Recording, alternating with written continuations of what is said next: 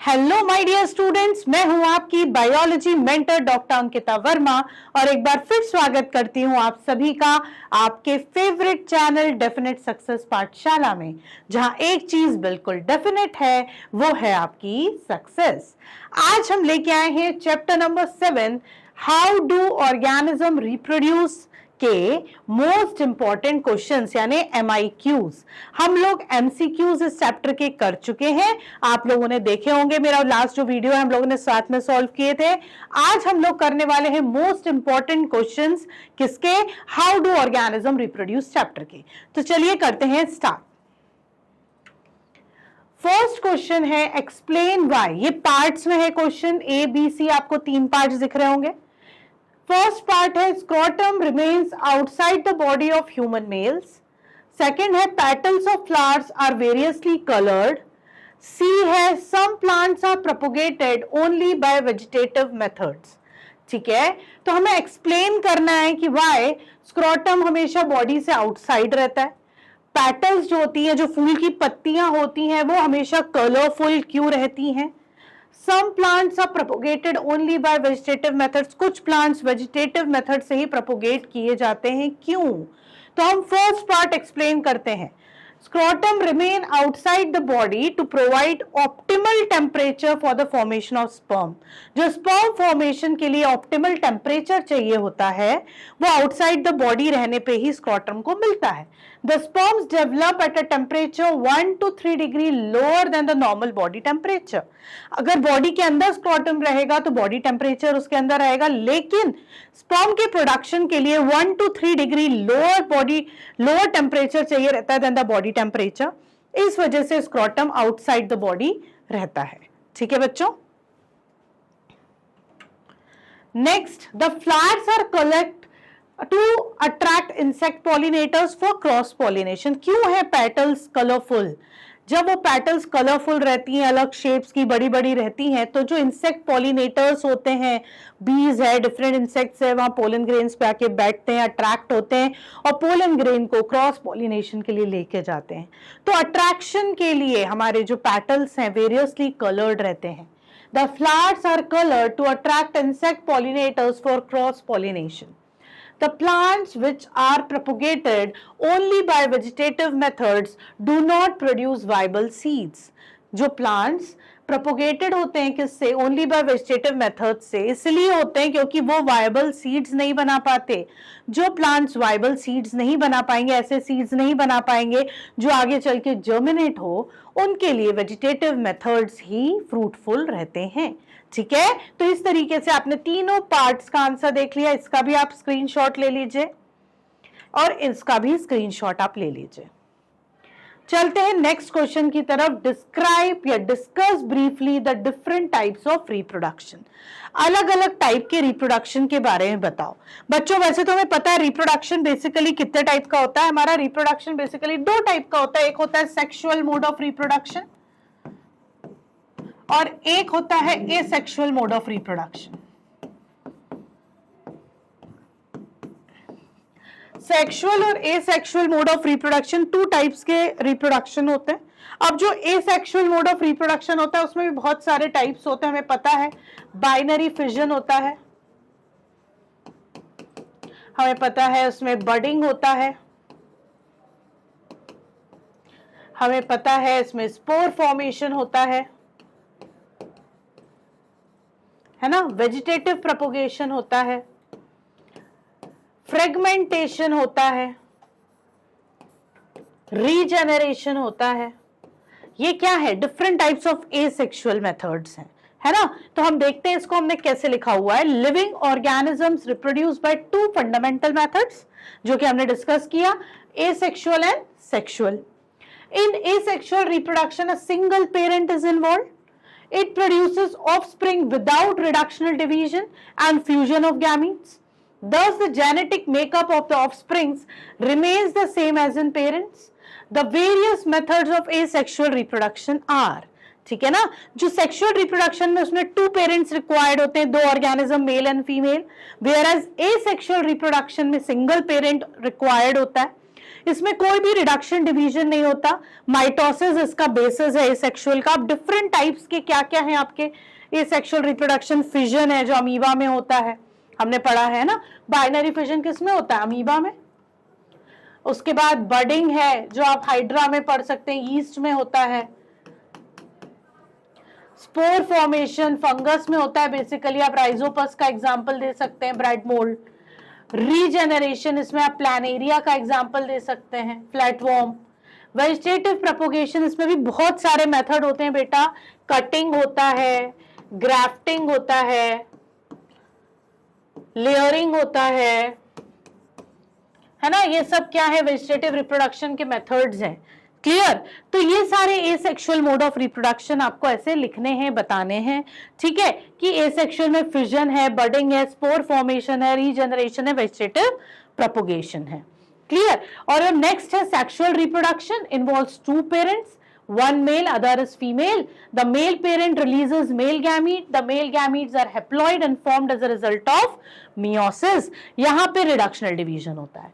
Similarly, the female parent provides haploid female gamete formed as a result of meiosis. The male and female gamete fuse to provide and to form diploid zygote. यहाँ पे male और female दो parent हैं, एक अपना male gamete बनाएगा जो sperm होता है, एक फीमेल गैमीट बनाएगा जो ओवम होता है, ये दोनों फ्यूज होते हैं ड्यूरिंग फर्टिलाइजेशन और क्या बनाते हैं, डिप्लॉइड जाइगोट बनाते हैं, जो आगे जाके फीटस का डेवलपमेंट, एम्ब्रियो बनाता है, फीटस बनाता है, ऑफस्प्रिंग प्रोड्यूस होता है। इस तरीके से सेक्सुअल रिप्रोडक्शन हमारा होता है। ठीक है बच्चों, तो आप इसका भी स्क्रीनशॉट ले लीजिए शुरू से कि आपको कैसे लिखना है। ठीक है, चलते हैं next question, question number third. What is pollination, describe cross pollination. Pollination क्या है, क्रॉस पॉलिनेशन को डिस्क्राइब करो।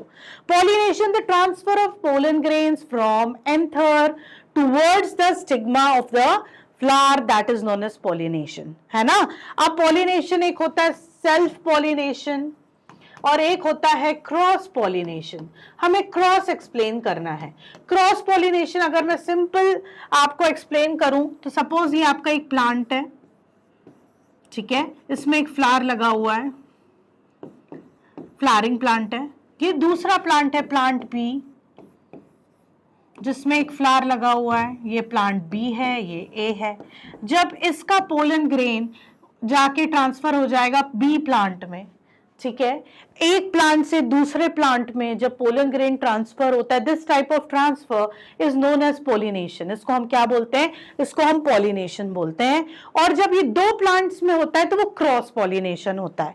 अगर इसका पोलन ग्रेन इसी प्लांट के दूसरे फ्लावर पर गिरता है तो उसको हम सेल्फ बोलते हैं, लेकिन ये जाके दूसरे प्लांट पे जा रहा है तो ये कौन सा हो गया बेटा, क्रॉस पॉलिनेशन हो गया। क्या हो गया बच्चे, क्रॉस पॉलिनेशन। अब इसको आप एक्सप्लेन कैसे करोगे। Pollination is the transfer of pollen grains from the open anther of stamen to the receptive stigma of carpel, ठीक है ना। Cross pollination it involves the transfer of pollen grains from flower of one plant to the stigma of the flower of the another plant of same species, species same होनी चाहिए। This transfer occurs through wind, wind के through हो सकता है जिसको हम anemophily बोलते हैं, वाटर के थ्रू हो सकता है जिसको हम हाइड्रोफाइली बोलते हैं, एनिमल्स के थ्रू होता है जिसको जूफाइली बोलते हैं, एंटिमोफाइली बोलते हैं, ऑर्निथोफाइली बोलते हैं, बैट्स के थ्रू चेरेप्टेरोफाइली बोला जाता है। तो ये एन नंबर ऑफ आपके एजेंट्स है, क्रॉस पॉलिनेटिंग एजेंट्स हैं जो इधर से उधर पोलन ग्रेन्स को ले जाने में आपकी हेल्प करते हैं। ठीक है, तो इस तरीके से आपको आंसर फॉर्म करना है। इसका स्क्रीनशॉट ले लो बच्चों। नेक्स्ट है describe double fertilization. Double fertilization जब भी डिस्क्राइब करोगे, ये डायग्राम बनाना बहुत जरूरी है। ये आपका गाइनोशियम है, ये आपका एम्ब्रियोसेक है। एम्ब्रियोसेक में ऊपर 3 सेल्स होती हैं, बीच में पोलर न्यूक्लियाई होता है, लास्ट में आपके 3 सेल्स होते हैं। ऊपर के जो 3 सेल्स हैं दे आर एंटीपोडल सेल्स, ये है आपका पोलर न्यूक्लियाई, बीच में है आपका एग, साइड में है आपके साइनर्जिड्स। ठीक है बेटा, पोलन ग्रेन आएगा, राइप हो जाएगा, यहां पर जर्मिनेट करेगा, पोलन ट्यूब बनाएगा, पोलन ट्यूब एंटर कर जाएगी कहां पे, पोलन ट्यूब एंटर कर जाएगी एग सेल में। इस पोलन ट्यूब में प्रेजेंट है आपके क्या, 2 मेल गैमीट्स। पहला वाला मेल गैमीट जाके एग के साथ फ्यूज हो जाएगा और क्या बनाएगा, जाइगोट।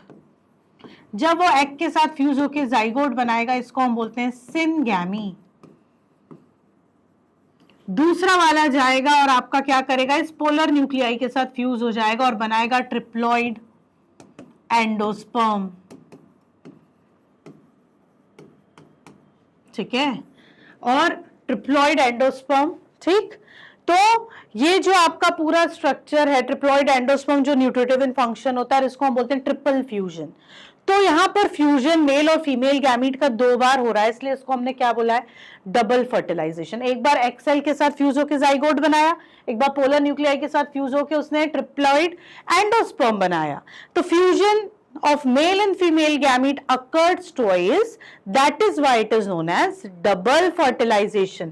पहले वाले इवेंट को सिनगैमी, दूसरे वाले इवेंट को ट्रिपल फ्यूजन, क्योंकि 3 न्यूक्लियस फ्यूज हो रहे हैं। लिखोगे कैसे, in plants one male gamete fuses with the egg to form the diploid zygote, this fusion is called syngamy। The other male gamete fuses with the 2 polar nuclei to form triploid primary endosperm nucleus, the fusion is called triple fusion। This mechanism of 2 acts of fertilization occurring in an embryo is called double fertilization। क्या बोलते हैं उसको, double fertilisation बोलते हैं। ठीक है, इसका screenshot ले लीजिए आप लोग और उसको डायग्राम के साथ ही आप एक्सप्लेन करिएगा। नेक्स्ट है, what are the advantages of sexual reproduction over asexual reproduction. क्या एडवांटेजेस हैं भाई सेक्सुअल रिप्रोडक्शन के ओवर एसेक्सुअल, पॉइंट वाइज लिखो इसका आंसर।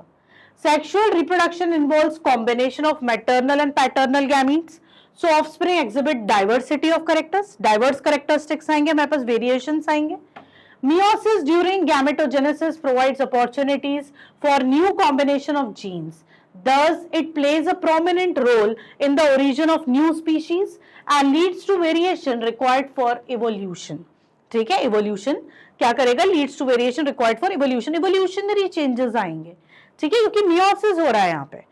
तो इस तरीके से आपका क्या है, सेक्सुअल रिप्रोडक्शन के कुछ एडवांटेजेस हैं, वेरिएशंस आते हैं, क्योंकि 2 सेट्स ऑफ क्रोमोसोम मिक्स होते हैं, मैटरनल और पैटर्नल, मियोसिस होता है, रिडक्शनल डिवीजन होता है, क्रॉसिंग ओवर होता है, सारे इवेंट से इवोल्यूशनरी इवेंट भी आपका आगे प्रमोट होता है। तो these are the 2 points, 2 main points, इसका स्क्रीनशॉट ले लीजिए आप लोग। Next, what is puberty? Name the hormones responsible for the production of secondary sexual characters in human beings. Puberty क्या है, the age at which the human males and females become sexually mature। जब organism, जब individual sexually mature हो जाता है, उसके sex organs properly mature हो जाते हैं, वेदर मेल और फीमेल, तब हम उसको बोलते हैं ही इज और she is at a time of puberty as. कौन सी एज में, प्यूबर्टी एज में। Their reproductive parts become functional and gonads start producing gametes। The hormones that are responsible for producing secondary sexual characters is testosterone in males and estrogen in females। कौन सा रहता है, mails में testosterone और females में आपका oestrogen, जो secondary sexual characteristic, जो बॉडीली चेंजेस आते हैं, जो स्ट्रक्चरल चेंजेस आते हैं मेल्स और फीमेल्स में, उनको प्रमोट करता है। ठीक है बच्चों, इसका स्क्रीनशॉट ले लीजिए आप लोग। नेक्स्ट एक्सप्लेन द टर्म, ये टर्म्स है बहुत इंपॉर्टेंट है। इम्प्लांटेशन क्या होता है, प्लेसेंटा क्या होता है, what is the average duration of human pregnancy. भाई what is implant, the close attachment of zygote at the stage of blastocyst to the uterine wall is called implantation। जब blastocyst बनता है, कैविटी वाला formation होता है, ठीक है, मॉड्यूला में, तो वो जाके यूटेराइन वॉल में, जिसको हम बोलते हैं एंड्रोमेट्रियम, वहां जाके अटैच हो जाता है, that is known as implantation. It takes place about 7 days after fertilization. Fertilization के 7 days बाद इम्प्लांटेशन होता है। Placenta is a special umbilical cord develops in the 4th week of pregnancy में, which establishes an intimate connection between fetal membrane and the uterine wall। ठीक है, the exchange of materials between the mother's blood and the blood of fetus takes place through placenta. इस placental attachment की वजह से ही जो exchange हो पा रहा है मदर्स ब्लड में और फीटल ब्लड में, वो इसी प्लेसेंटल अटैचमेंट की वजह से हो पाता है। The average duration of human pregnancy is 280 days और 40 वीक्स बोल सकते हो आप, या 9 मंथ्स बोल सकते हो आप। ठीक है, तो इस तरीके से आपको तीनों को कैसे डिफाइन करना है, कैसे एक्सप्लेन करना है, समझ में आ गया होगा। इसका आप जल्दी से ले लीजिए एक स्क्रीनशॉट। नेक्स्ट है what are sexually transmitted diseases, जिसको हम बोलते हैं STDs। ठीक है, नेम 4 सच डिजीजेस, उनके नाम बताइए। Which one of them damages the immune system of human body, कौन सा ऐसी डिजीज होती है जो इम्यून सिस्टम को डैमेज करती है। तो 3 क्वेश्चन है भाई, एक ही क्वेश्चन में 3 पार्ट्स हैं। The infectious diseases which are spread from an infected person to a healthy person by sexual contact are called sexually transmitted diseases। ये एक infectious disease है जो healthy infected person से healthy person में होती है, कैसे? sexual contact के through, उसको हम sexually transmitted disease बोलते हैं। इसका एग्जाम्पल है गोनोरिया, साइफिलिस, एड्स, जिसको एक्वायर्ड इम्यूनोडेफिशिएंसी सिंड्रोम बोलते हैं, और genital herpes. AIDS damages the immune system. ठीक है, एड्स डैमेज करता है इम्यून सिस्टम को of the human body. Third question है कि कौन सी डिजीज डैमेज करती है, तो आपकी एड्स जो रहती है वो डैमेज करती है immune system of the human body को। ठीक है, इसका आप लोग जल्दी से स्क्रीनशॉट ले लीजिए। Next, describe the role of the following in human beings. Human beings में फॉलोइंग रोल्स को एक्सप्लेन करो, इसमें क्या फंक्शन है? सेमिनल वेसिकल का, प्रोस्टेट ग्लैंड का। ठीक है, तो सेमिनल वेसिकल क्या है? Seminal vesicle secrete mucus and a watery alkaline fluid that contains nutrients. Each seminal vesicle releases its content into ejaculatory duct during ejaculation. Clear? Prostate gland secrete mucus, ये भी mucus secrete करता है, slightly alkaline fluid which is released during ejaculation to make the flow of sperm easier. जिससे sperm easy flow कर पाए in the tract. Clear? इन दोनों के functions, इन दोनों के roles ये हैं, इसका आप screenshot ले लीजिए। List 2 advantages of vegetative propagation. जब वेजिटेटिव पार्ट्स के थ्रू न्यू प्लांट्स प्रोड्यूस किए जाते हैं, that is known as vegetative propagation. उसके 2 एडवांटेजेस हमें बताने हैं। तो what are the 2 advantage? Even those plants can be propagated by vegetative propagation which do not produce seeds और प्रोड्यूस नॉन वायबल सीड्स। जो सीड्स नहीं बनाते और जो सीड्स बनाते हैं लेकिन नॉन वायबल सीड्स बनाते हैं, वो भी हम वेजिटेटिवली प्रोपोगेट कर सकते हैं। It is quick method of propagation. ये बहुत जल्दी न्यू प्लांट्स को प्रोपोगेट कर देता है, प्लांट्स प्रोड्यूस हो जाते हैं। ठीक है, these are the 2 advantages. Next, what is the importance of DNA copying in reproduction. DNA copying जो मैकेनिज्म होता है रिप्रोडक्शन में, इसमें इसका इंपॉर्टेंस क्या है? DNA copying is an important phenomena of reproduction through which organism pass on their body features to their next generation. हम अपने body feature को next generation में pass on कर पाते हैं। It maintains the body design features in different generation. DNA copying also produce variation due to linkage and crossing over. Such variations are useful for the survival of species over time. और ये variations बहुत useful हैं for the survival of species over time. ठीक है, इसका भी आप screenshot लेके रख लो। नेक्स्ट क्वेश्चन है, name the following parts. A funnel like structure near the posterior end of ovary क्या होता है? Opening of fallopian tube. Birth canal किसको बोलते हैं? वेजाइना को। Small sac-like muscular structure that encloses testes, that is scrotum. The organ where fetus develops during gestation, uterus. ठीक है, तो आपका ये देख लीजिए आप लोग आंसर। फर्स्ट वाले का है opening of fallopian tube, birth canal that is vagina. Vagina क्यों बोल रहे हैं बर्थ कैनल? क्योंकि यहाँ से डिलीवरी ऑफ द बेबी होता है। स्मॉल सेक जो टेस्टिस को कवर करता है that is scrotum, and the organ where foetus development takes place, uterus. कहाँ होता है? यूटेरस में होता है। Next, name the following structures. Structures associated with mating, primary sex organs in men and women, reproductive parts of flower, a barrier method of birth control used by human males. तो structures associated with mating में copulating organs और accessory sex organs है। Primary sex organs in man and women, testis और ovary primary है। क्यों है primary? क्योंकि testis sperm production करता है और ओवरीज ओवम का प्रोडक्शन करती है ना, एग का प्रोडक्शन करती है। Reproductive parts of flower stamens और कार्पल्स है, ठीक है, दैट इज एंड्रोशियम और गायनोशियम भी बोल सकते हो आप। A barrier method of birth control used by human mails, that is condom. क्या है? The usage of condoms. Name the reproductive parts of flower. Reproductive parts of flowers आपको mention करने हैं, किसके? फ्लावर के। फ्लावर के जो रिप्रोडक्टिव पार्ट्स होते हैं, मेल रिप्रोडक्टिव पार्ट को आप स्टेमन बोलते हो या एंड्रोशियम बोलते हो, और फीमेल रिप्रोडक्टिव पार्ट को आप कार्पल बोलते हो, पिस्टल बोलते हो या गायनोशियम भी बोलते हो, ठीक है। Stamens are the male reproductive parts and carpels are the female reproductive parts of the flower. Each stamen has anther and filament. हमें पता है stamen में ऊपर anther होता है बायलोब्ड और नीचे filament होता है, ठीक है। Anther produces pollen grains, इसमें क्या होते हैं? pollen grains होते हैं, which possess male gamete, जिसको हम male gamete होता है जिसमें। Each carpel has stigma. अब कार्पल का स्ट्रक्चर कैसा होता है? ऐसा फ्लाश शेप, उसमें ऊपर होता है स्टिग्मा जहां पे आके पोलन ग्रेन आपका अटैच्ड होता है। नेक लाइक स्ट्रक्चर जिसको हम बोलते हैं स्टाइल, क्या बोलते हैं? स्टाइल। स्वेलन बेसल पोर्शन जिसको हम बोलते हैं ओवरी, क्या बोलते हैं? Ovary. The ovule situated inside the ovary possess female gametes, इसके अंदर जो ओव्यूल होता है वो क्या पजेस करता है? उसके अंदर होता है female gamete, that is egg, ठीक है। तो इस तरीके से मेल और फीमेल गैमीट्स के बारे में आपको एक्सप्लेन करना है। Stamens are the male reproductive parts and carpels are the female reproductive parts of the flower. Each stamen has anther and filament. Anther produces pollen grain which possess male gamete. Each carpel has stigma, style and ovary. The ovule situated inside the ovary possess female gametes. इसका आप लोग जल्दी से एक screenshot ले लीजिए। तो बच्चों ये थे आपके most important question chapter number 7, that is how do organism reproduce के। आपने इस चैप्टर के एमसीक्यूज भी कर लिए, आपने इस चैप्टर के एमआईक्यूज भी आज मेरे साथ सॉल्व कर लिए हैं, तो आपका ये चैप्टर भी हो गया होगा एकदम ready for your board exams. All the best, आप लोग अच्छे से एग्जाम्स दीजिए और हमारे साथ बने रहिए। तब तक के लिए बाय बाय।